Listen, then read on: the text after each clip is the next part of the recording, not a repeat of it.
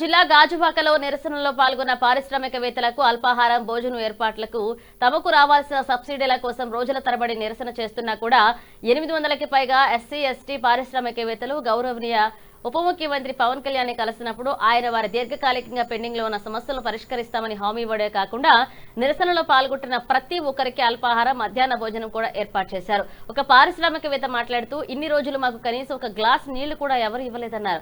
పవన్ కళ్యాణ్ మా మాటలు విన్నారు, మా కష్టాన్ని అర్థం చేసుకున్నారు. అధికారానికి నాయకత్వానికి మధ్య ఉన్న తేడా ఇదే అంటూ వాళ్ళు తెలియజేశారు.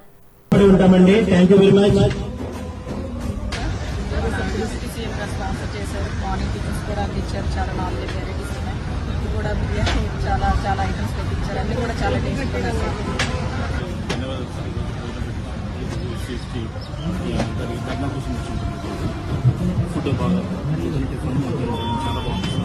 మీరు ఎక్కడి నుంచి వచ్చారండి?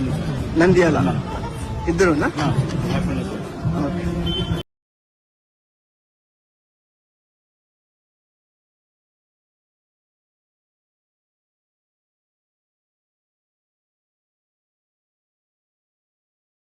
సూపర్ అండి.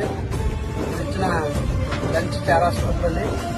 ఈ భోజనం అప్పుడే మేము 8 రోజులుగా కరువు అయ్యాం. ఈవేళ మనస్ఫూర్తిగా మీరు పంపించిన భోజనం తిని మేము తృప్తికున్నాం. అలాగే మనకు కూడా మంచి కబుర్లు చెప్తే తృప్తికుంటాం. మేము పిఠాపురం తాలూకా అండి, మీ తాలూకా మేము. కాబట్టి మాకు ఈ భోజనం ఇచ్చినందుకు మీకు ధన్యవాదాలు.